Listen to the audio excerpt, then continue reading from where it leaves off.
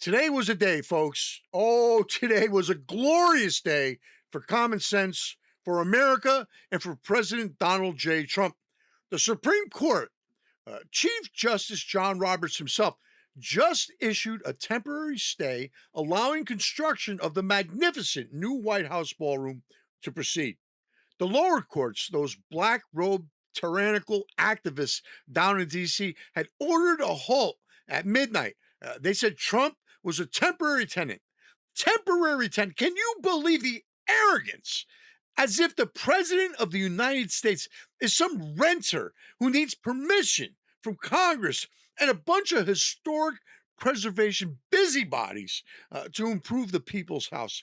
This is a $400 million project, mostly private money, by the way, replacing the outdated East Wing with a grand ballroom that seats 1,000, reinforced for national security, missile resistant columns, drone proof roof, underground facilities, all the stuff you need today.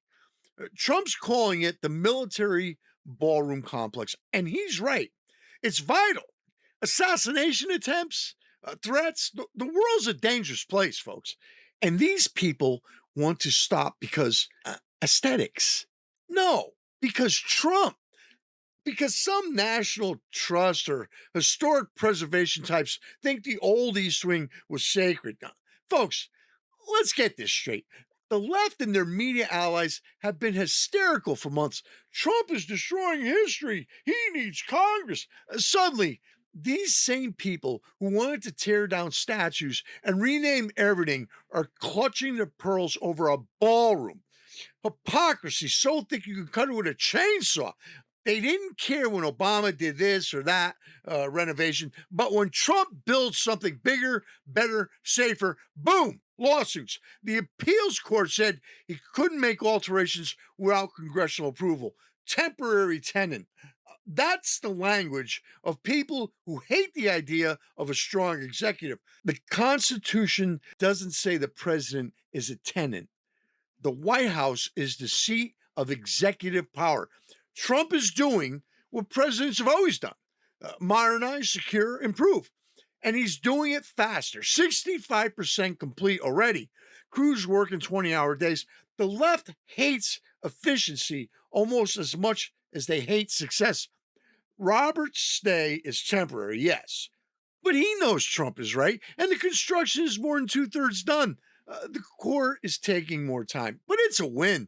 It stops the clock on the injunction. Construction continues. Trump is grateful, as he should be. He posted that it'll be the greatest of its kind, and it will.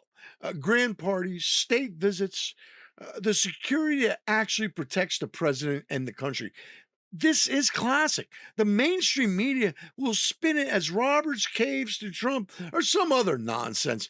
They'll ignore the national security arguments, the private funding, the fact that the lower courts are trying to freeze the project midstream so it becomes irreversible the other way, half built and rotting. The preservation group is already saying this isn't a final decision. Of course it isn't, but it's final enough. Momentum is with Trump. Folks, this is why we fight. The left wants everything stalled, reviewed, approved by the permanent bureaucracy and the activist courts. This is one of the biggest problems with government. Trump wants results. A ballroom that serves the nation for generations, not some museum piece frozen in time because a handful of elites prefer it that way. So raise a glass, metaphorically, of course, to the Supreme Court for not letting the clock run out on American progress. The ballroom rises, the left fumes. Enjoy the W, folks. This is what winning looks like.